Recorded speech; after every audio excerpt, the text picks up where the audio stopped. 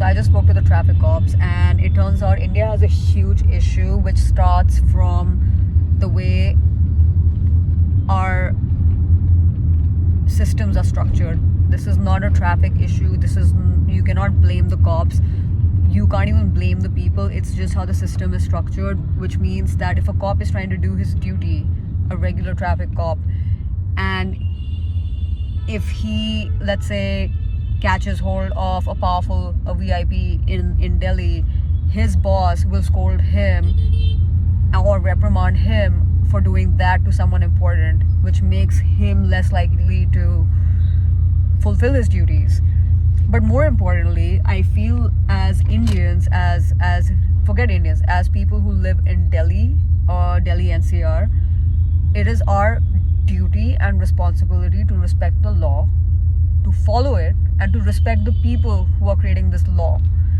Now, I'm not saying every cop is clean. Sure, you have corrupt cops everywhere in the world, not just in India. But the onus is on each and every one of us, every citizen who's getting a license. First of all, we need to figure out how we are giving our licenses to people in this country.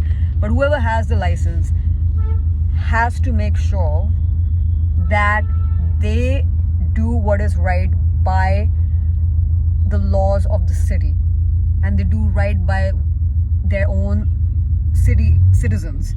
So we have to be courteous enough on the roads, when we come out on the roads, to drive in a sensible way, to not go, like in all directions. Like, just stick to your lane, drive, follow the rules like you would in any other country. Why is it so hard for people to follow the rules in India, but they'll follow the rules in Dubai, Singapore, anywhere else in the world? Because there is no respect for the law and no respect for the people who are creating the law. And I understand that disrespect also comes from mistrust, which has been created over a long period of time. Mistrust in the system, mistrust in corruption, mistrust in what the government says and does. But you know what? There is no other way out. If we keep depending on the government to change, which it may not, the corruption may never go away.